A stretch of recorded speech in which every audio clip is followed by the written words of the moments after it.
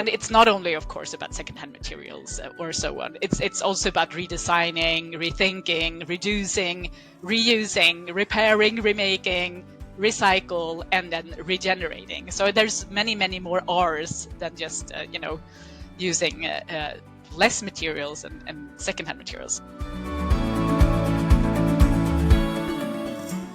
Welcome to Sustainability Voices, the podcast dedicated to exploring the impactful stories behind the voices driving sustainable change. I'm Patrick Obeid, founder of a climate tech startup and your host for this series. In today's episode, we will explore the importance of circular business models with Elin Bergman from Cradlenet. Stay tuned as we uncover various facets of sustainability, voice by voice.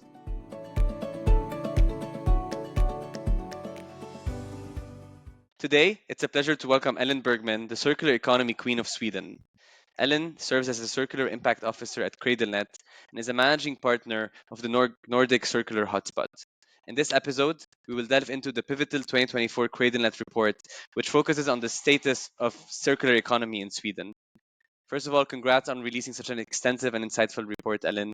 And it's so fantastic to have you with us today. I'm so excited to learn from you, and I'm sure our audience is excited as well. Thank you. Absolutely. We'd love to start talking about you first. I'm really curious to hear about your journey, and starting with, tell us more about how your passion for circularity started. Yeah, sure. Well, I've always been into environmental issues my whole life, but then I kind of lost my way for a bit. So I had my first years in my career working in the games industry, in the movie industry, and yeah, I did a lot of fun things. I mean, I did big and expensive gala premieres with Hollywood celebrities and travel around the world and so on. But after a while, I saw the movie An Inconvenient Truth with Al Gore, and I was like, oh my God, I should put my energy and time into saving the planet instead. So that was like the first step. So I started working in sustainability. I studied at night and so on. So I quickly became a communications and marketing director at different climate and environment sustainability consultancies. But then a few years later, I went to a lecture here in Stockholm at KTH, the Royal Academy for Technology. And a woman named Ella MacArthur was lecturing about circularity, and I didn't know anything about circular economy. I went to see her because I'm a sailor, and I'm a big sailing fan of hers because she sailed around the world herself and won the world record. And so I just wanted to see her. And then she talked about circular economy, and she used her boat as a likeness to the planet. Like, if I would have sailed around the planet, she said, and I would have eaten all the food the first day, drank all the water, and used up all the energy, I wouldn't make it around the planet, and I wouldn't made the world record. And I thought that was such a great, likeness that it really resonated with me, because I have been sailing half around the world, and I know how important it is to take care of the precious resources you have. And right now on the planet, we're just destroying all the resources we need for future generations, and even for us right now.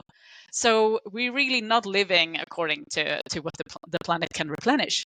So I just contacted the guys that invited her, which is Cradlenet, where I'm now working, after that lecture, and said, hey, I want to get involved. And yeah, this is my 10th year now running Cradlenet. So I've been involved ever since.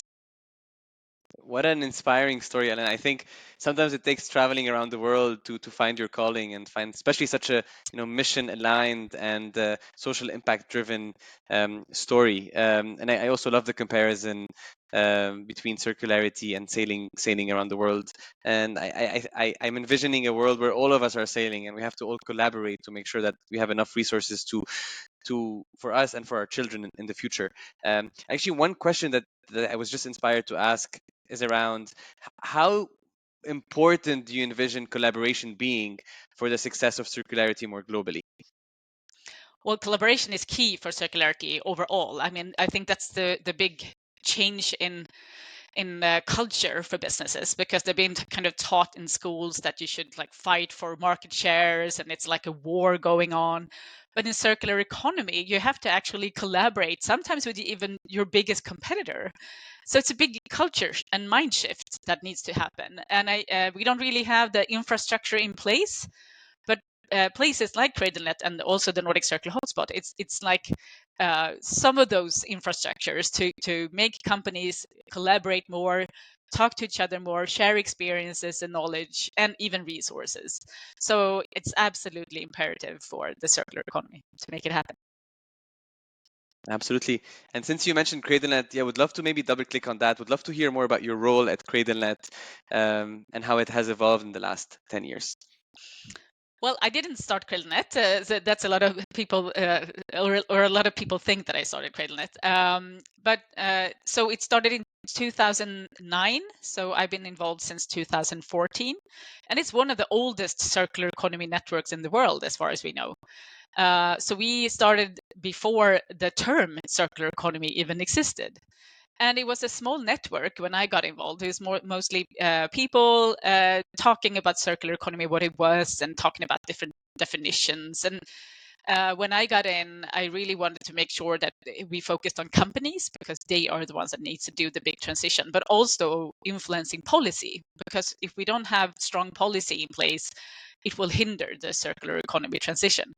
So what we do is we have around 150 companies, and we meet them every single Friday, and we teach them about the latest in circular economy. We invite experts and scientists and companies, the members themselves, to do a lecture about whatever is going on. And we also do reports, we do projects like this report we just released last week, the Circular Economy Outlook report, to make sure that the knowledge we have is fresh and new and everybody knows what's going on.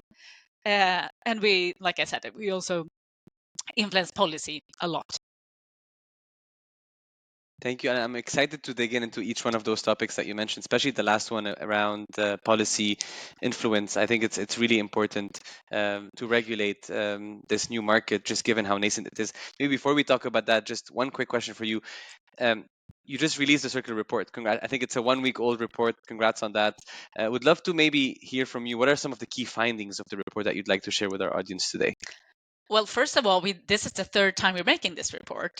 So it's called the Circular Economy Outlook report, and it's only for Sweden right now. But after the summer, we're going to do a Nordic report in English. So it's in Swedish right now. Anyway, so when we did this report in 2018, we asked the Swedish large cap companies, the largest companies on the Swedish stock market, do you know what circular economy is, first of all, and do you have a circular strategy and a target, and what does it look like in that case? And when we asked, it was only 30% of the companies that knew, first of all, what circular economy was, or said they did, because then when we asked them, like, can you tell us what circular economy is, they thought it was about recycling, so they didn't actually know what it was. Yeah, the level of engagement was very low. There was some interest. When we asked them again in 2021, it was not more companies that said that they had a circular strategy or targets, but they actually knew now what they were talking about. They talked about new business models, using reused resources and secondhand materials and so on. So it was great because we can see that there's actually movement, something is shifting. So we're really excited now when we can do the new report for 2024 and see it's 90%. And now we didn't only ask the large cap companies, we asked large cap, mid cap, and small cap. And we had a 38% response rate, which was amazing, first of all. And then it was 90% of the companies that said that they have integrated circular economy in their business strategy. This is enormous. So it's not only something you're talking about, it's not only something you're like saying you're going to have in your strategy, it's in their strategies right now. So it's fantastic to see the level of engagement going on right now. So that's like one of the biggest findings we have. So this is very, very inspiring, and I think it inspired me to ask two questions. I guess question number one is, what can the rest of the world learn from Sweden? As you know, the Nordic countries are leading the wave when it comes to circularity and sustainability and resource efficiency. For some of us living in other parts of the world, like the United States, such as myself, or many of my colleagues who live around the world, like Argentina and India. Um, what can the rest of the world learn from Sweden? Well, first of all, it's actually wrong. Sweden and the Nordics are not the most circular countries or sustainable countries on the planet. I don't know if you know this, but there's a overshoot day like mapping every year. Um, and when you look at that, what they do is actually look at the amount of resources all the countries on the planet is using, and if they're overusing or over consuming those resources. So they're looking at when during the year the countries are starting to overconsume the precious resources we have. So some countries are not even on that map, but the earlier you are on the map in the year, the worse you're off. And the Nordic countries are on the top 20 worst list. So we are actually the what we're communicating and what's actually happening is not the same. And there's also one of our members called Circular Economy.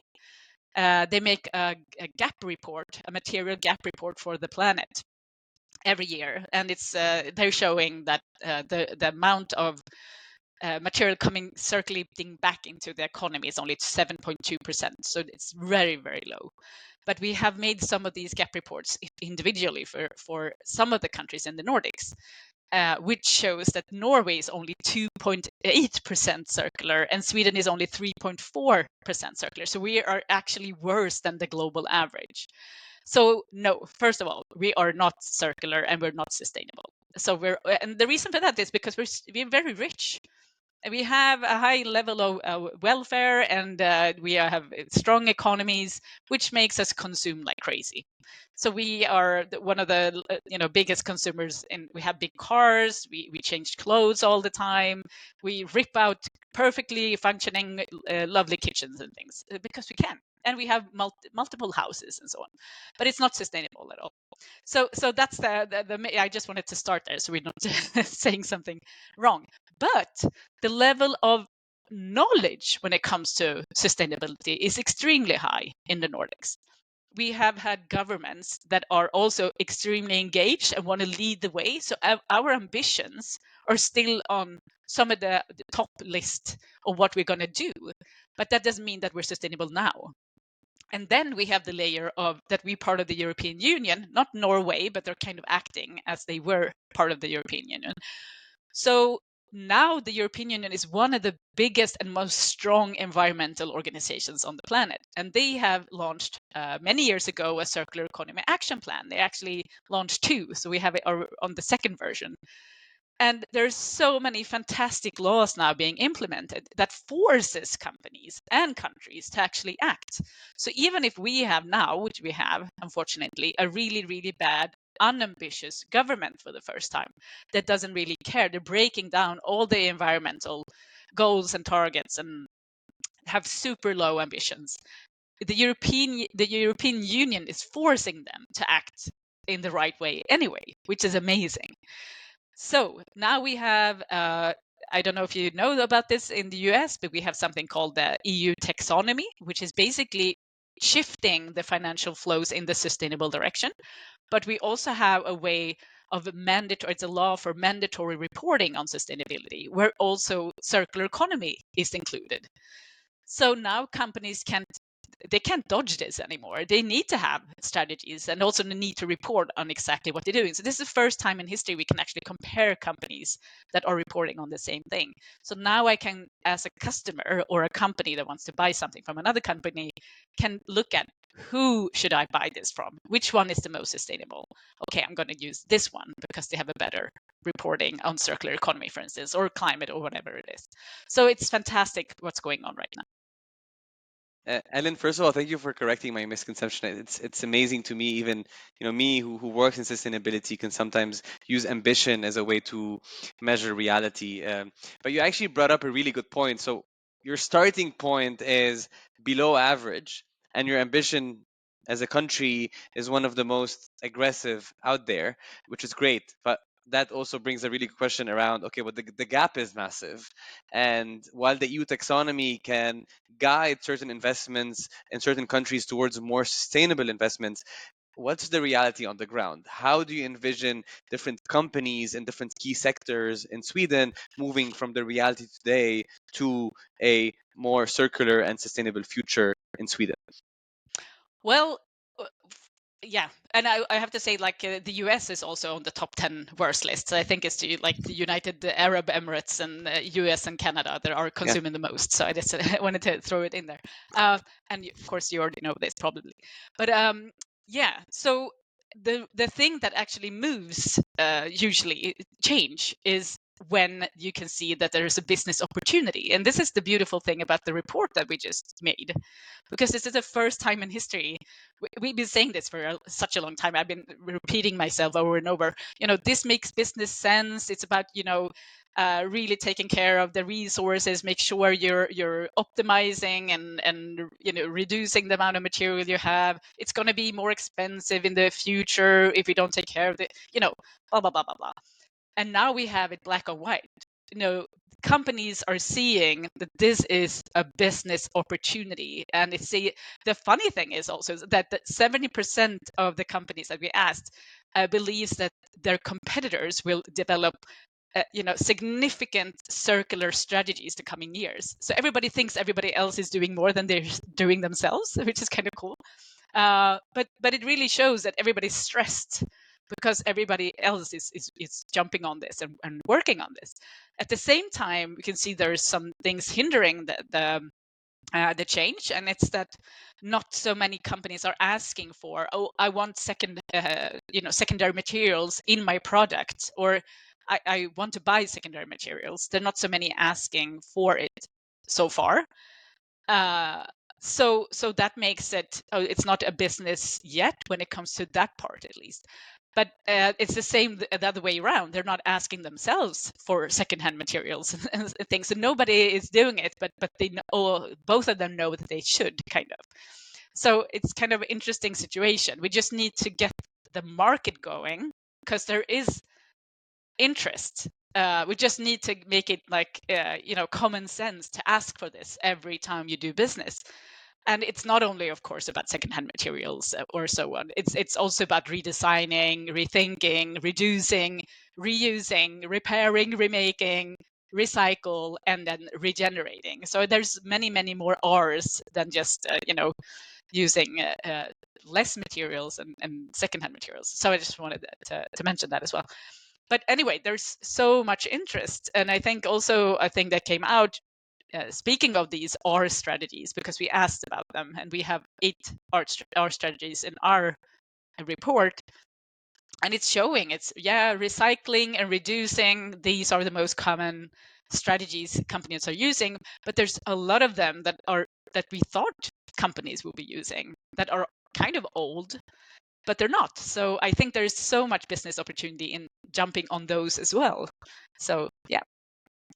absolutely. No, I loved hearing that. I guess two immediate questions. Let's start with the first one. Do you mind providing a bit more depth on some of the sectors that you think will lead that circular movement in the Nordics? And for Yep. example, I hear about the tire industry a lot. I hear about reusable packaging a lot. In Germany, in the United States, but we would love to hear more. And obviously in Sweden. Sweden is the home of many brands like H&M and IKEA. Yeah, would love to hear more about, like, what do you think are the sectors that will lead that movement in Sweden? Yeah, it's been interesting the last 10 years when we started, or when I started in this. We had some sectors. It's kind of coming and going trends. So you're absolutely right. H&M and IKEA were some of the leading companies and the front runners. So that means that the fashion industry was very fast, or the fashion sector. The same with furniture, of course, because of IKEA. But then we had, construction coming in for a few years, and we got a lot of members in construction. And then we had the tires and the car companies, and then all the component manufacturers connected to those. And then now food is coming, and now it's also like more digital and AI, and yeah. So there are many sectors that are moving, but it kind of feels like there needs to be a front runner company that kind of moves everybody else. So it's interesting. It's been a very interesting 10 years to follow what's happening. I guess One last question before we kind of talk more about specific companies and what advice you have for them. Um, at the end of the day, in today's world, at least, money still drives most decisions. And for most businesses, at least profit-making businesses, your EBITDA or your profit margins are what still drives most decisions, at least at the board or executive level. I recently spoke to a CEO in the United States of a company that um, manufactures, distributes, and executes on rubber flooring. And funny enough, that person just hired their first chief circularity officer. But the biggest missing piece for him was, okay, like, I would like to recycle, I would like to sell only recycled or reused rubber floors. I would also love to incentivize existing customers to return our product and give them a specific credit for them to use towards their next purchase. The biggest unknown for him today is, how much more can I charge for a circular rubber flooring versus a rubber flooring that is designed and implemented using the traditional methods without any circularity baked in? Um, do you have any data on that, or is that a question that many executives ask in Sweden? Yeah, I mean, it's always, of course, like you have to compare, the work cost compared to the, product and materials you have and so on. We had one of the rubber floor companies, Tarkett, as a member before, and they were working. Their biggest problem was that they were, they could rip out 50-year-old floors, and they were full with chemicals which are not illegal today. You can walk around on that floor as much as you want to. It's okay. But as soon as you rip it up and do it into new flooring, they take out a lot of the chemicals, but some of them are still remaining, and then it's not okay to walk around on that new floor. So that's kind of hindering circularity as well. So there are many hinders when it comes to flooring. But when it comes to work, I think the problem here is it's like it's a big problem for everything. But we're subsidizing oil and plastic, and it needs to be especially virgin oil and plastic, products and materials. And it's the same for mining. There's a lot of subsidies going into making that profitable. But if we could stop subsidizing the bad stuff and make sure we instead can lower the prices of the secondhand materials and work to make those, then we wouldn't have a problem.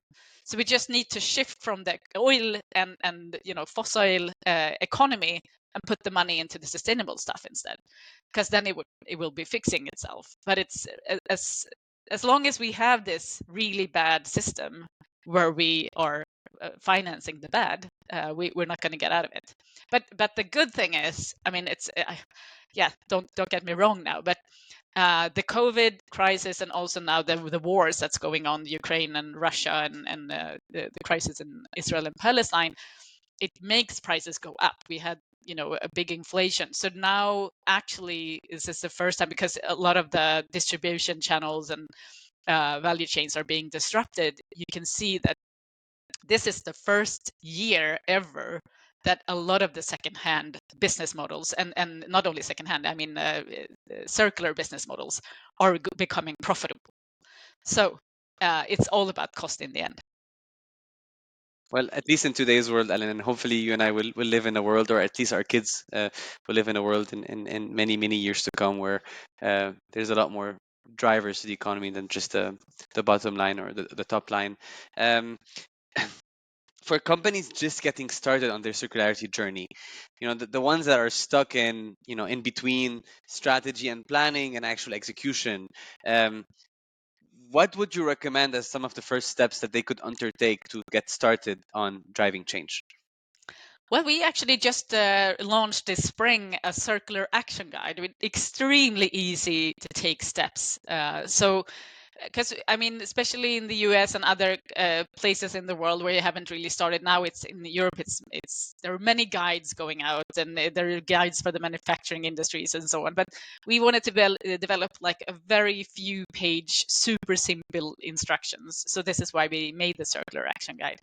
But I mean, if I could just give you some of the steps. First of all, you need knowledge. So you need to know what you're doing. So this is part of the action guide, you have to have buy-in from the management team and the board. Otherwise, you can't make it. But then you have to get everybody on board in the company, because if it's just a sustainability manager or someone circular manager trying to get the company to change, it's not going to happen. You need to change your business models, you know, in the foundation. So you really need to have everybody on board. And it's also a lot of, looking at, how you develop your strategy, what kind of business model should you be using, and so on. So you need to look at the business model you have now. Can it be made into a circular business model? Sometimes it's even easier to just start a side business that's circular and just grow that, instead of trying to make your linear business circular, because sometimes it can even cannibalize on each other. So you really need to look into what's the best way to doing things. And sometimes it's, maybe you're selling a product. Maybe sometimes it's better to just stop selling a product and selling the service of the product instead. So you go to, there's a business model called product as a service. So you can look into that as well. So instead of selling cars, you're selling, the use of cars. So leasing and renting and so on. And then you need to keep the ownership. And then you have to design that product to be high quality instead, for instance, and instead of just selling them, many of them, and then they just disappear somewhere. But then you get a much longer connection to the customers. What if you make a cell phone that lasts for many generations? What would that look like, and how would that be designed? They need to be designed to be repaired and upgraded and so on. So yeah, there's many steps to take, but I really recommend that you read circular action guides. Yeah. So I loved all your ideas, and then I loved your point around it's easier to build it from the ground up as a new business versus trying to move the business. I actually read the Circular Action Guide yesterday because it's in English, which is great, and I look forward to reading the report that you just launched last week in English as well. I like the first step in the action guide, basically step one being get executive buy-in, because Mm. for many companies, you have to start from the top and you have to really get the decision makers on board. So it's very inspiring, and I also can't wait to see in the next decades how business models will change, right? Instead of Lenovo selling you a laptop, maybe they can sell you a subscription, Yeah. and you have continuous access to their laptops forever, right? And it will actually end up being more economical for the consumer, while creating more sustainable and long lasting impact for the planet. So I'm really excited to see the new types of business models that will rise from this new movement. I have two more questions to ask you. One is around the R strategies. You mentioned them, but just for our audience that are probably as eager as me to learn more about the different R's, would you mind just quickly listing the R's for our Yeah, listeners? sure. So there are many R strategies. Usually I talk about 13, but I will talk about the ones that we saw that was the most important ones that we had in the report. So the first one is redesign. And when we asked the questions, we had a lot of questions for in the form where we, as a basis for the report, we asked them, does your company design products for durability, longevity, and circularity by enabling upgrades, modifications, repair, reuse, disassembly, and/or recycling? So it's about are you designing things for the circular economy? Maybe you need to redesign. So that's the first R. And then it's rethink, and that's when we talked about that. For instance, maybe you need to really rethink your business models to, instead of selling a product, you're renting it out or have them as a service. There are many ways to rethink, but rethink is a very important part of the circular economy. And then we have the one that a lot of people know about. It's one of the ones that are most famous, and that's reduce. So you don't use so much materials. So does your company work to reduce the amount of materials and natural resources needed to manufacture and use products, for instance? So it could be lighter designs, less waste in the production process, and so on. Reuse is another R strategy. So does your company enable reuse of discarded products and parts, and so on? And repair. A lot of people know about repair. I mean, it kind of speaks for itself. So things need to be designed to be repaired, and repaired easily, sometimes even by the customer. But also it needs to make sure we have a lot of components to repair things with, and for a long time. Remake is about, does your company make as new products from worn out or discarded products or parts? So you can take a product that had one type of use, or made for something, and you make it into something completely different. So that's reuse, remake. And then the most well-known R strategy is recycle. Everybody knows about this, but there are many, many ways to recycle things, and new technologies coming out all the time. And I think the least well-known R strategy is regenerate, and that's coming more and more. Does your company improve, restore, or preserve natural resources, biodiversity, and environmental systems affected by the business? So, for instance, I mean, we've been working, having industry the last 300 years or so, and it's deeply affected the planet. There's almost no natural nature left. So, when we do business, we should really have it in our core strategy. Like, can we make sure that we can replenish and restore nature somehow in our business model?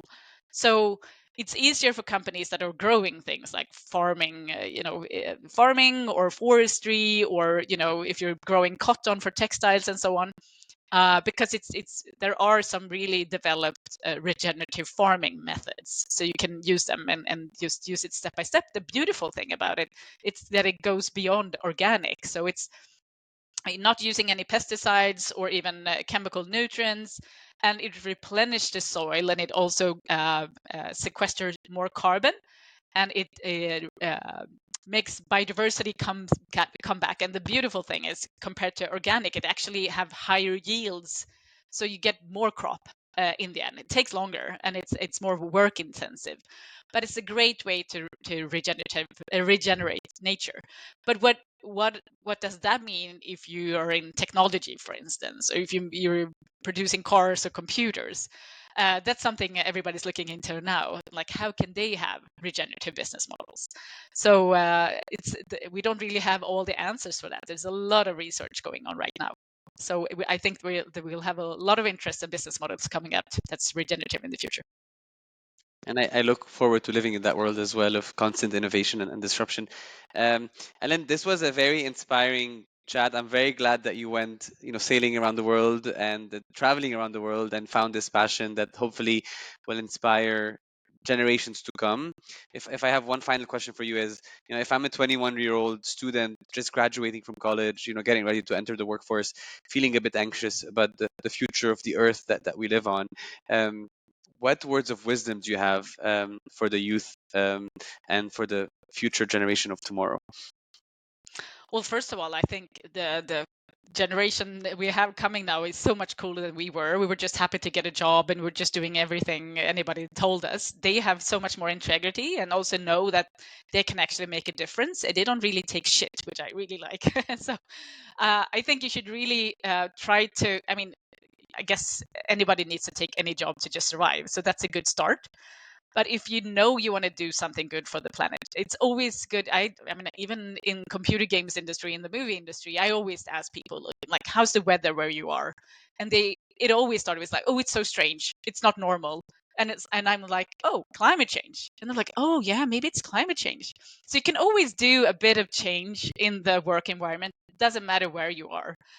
But if you have to work in oil, maybe you can work in the renewable energy parts of the oil industry, or try to influence them in going in the right direction. And I would deeply, of course, tell you to follow your heart. If you have an interest, it's so much more fun to go to work if you really like what you're doing. So yeah, if you're into computer games, then do that. If you're into film, do that. But I mean, you can always take your values and opinions into the work wherever you are, and make a small change. So yeah, that's I guess my first yeah, what I would say. Yeah, no, and I love that, and then this was very energizing.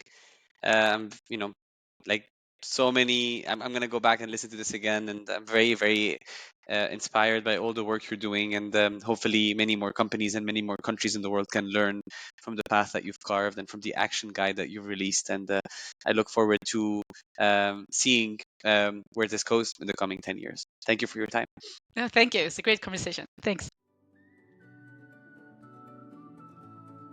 This is the Sustainability Voices podcast. You can find all episodes of the show at esgflow.com, Spotify, YouTube, Google, and Apple Podcasts. If you enjoyed this episode, we'd like for you to subscribe to stay connected. I look forward to welcoming you on the next episode of Sustainability Voices. My name is Patrick Obeid. You can find me on LinkedIn. Thanks so much for listening.